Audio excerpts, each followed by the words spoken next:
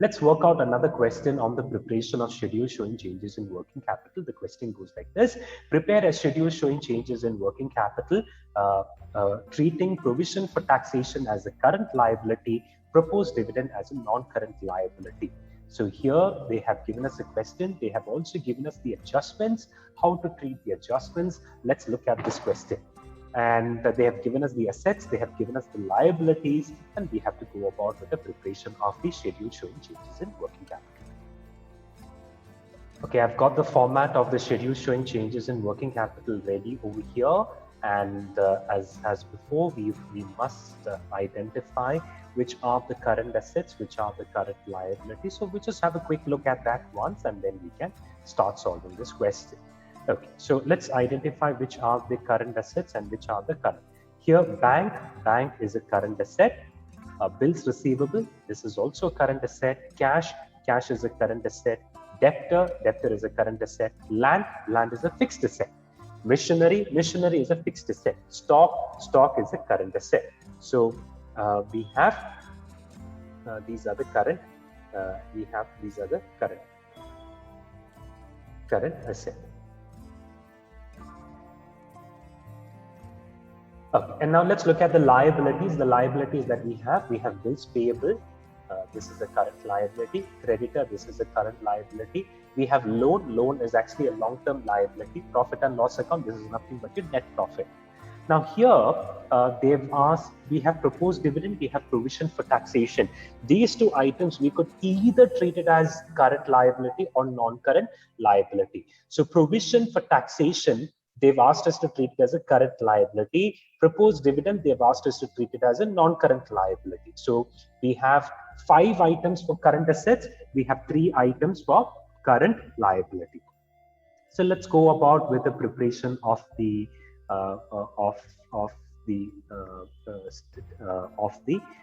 schedule for this particular question. And let me change my screen over here, and I've got the screen here, and let's start with the solution. Okay, now let's start with the solution, and let's first fill in the current assets. So which are the current assets that we have? The current assets that we have are bank.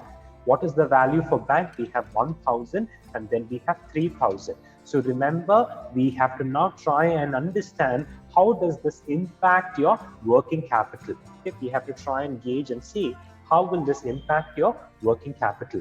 Now working capital here, it has increased by 2,000. Working capital has increased by 2,000. Next is bills. The next item that we have is bills receivable. Okay, the next item that we have is bills receivable. Bills receivable is 10,000, and then you have 5,000. So what has happened with bills receivable? Bills receivable has come down. So how does it impact? There's a decrease in working capital by 5,000. Next you have cash. How much is cash? Cash is 9,000, and here it is 4,000. Cash is 9,000, and here it is 4,000. So how does this impact? What impact does it have? This here, again, it has come down. It will come down by 5,000. Next, what we have is debtor. Okay, so how much is debtor? Debtors is 19,500, 16,500. Here it is 3,000. Stock. Now let's look at stock. Stock is 7,000 and then 9,000. So what impact does it have? Now here what has happened with stock? Stock has increased. Stock has increased by 2,000. What impact does it have on your working capital? Working capital will go up by 2,000. Okay, so with that we have completed considering the 5 current assets that we have in this question. Now let's look at the total. Okay, let's look at the total. Total current asset. Okay, let's look at the total current asset, and let's quickly add up this. And let's take this. So that is 4,600 for the first year, and then here it is 37,500. So I forgot to type in year 1 and year 2. So year 1 is 2017, year 2 is 2018.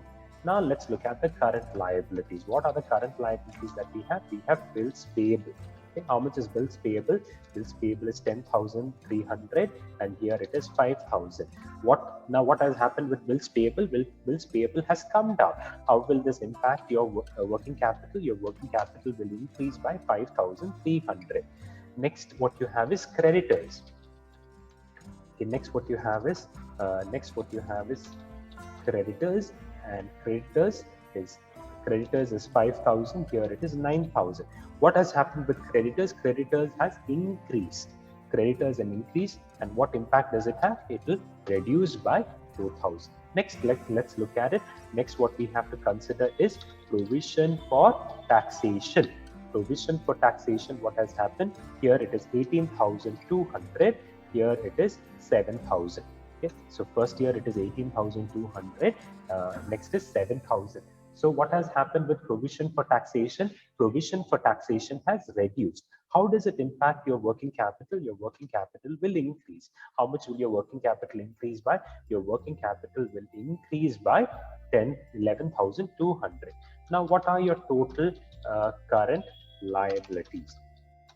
What are your total current liabilities? Total current liabilities. Let's just quickly add this up. Let's add this up together, and there we go. We have that, and we have that. Now, what's the next step? Next step is we have to calculate the working capital. How much is working capital? Working capital, we have to subtract current asset minus current liability. So first year's current working capital is 13,000.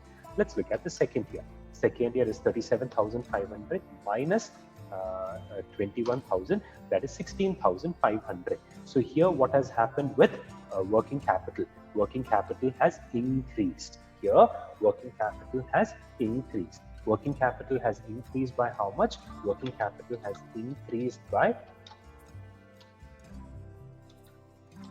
how much is working capital increased by? Working capital has increased by 3,500, and the total works out to be 16,500. Okay, so with that we have completed this question as well.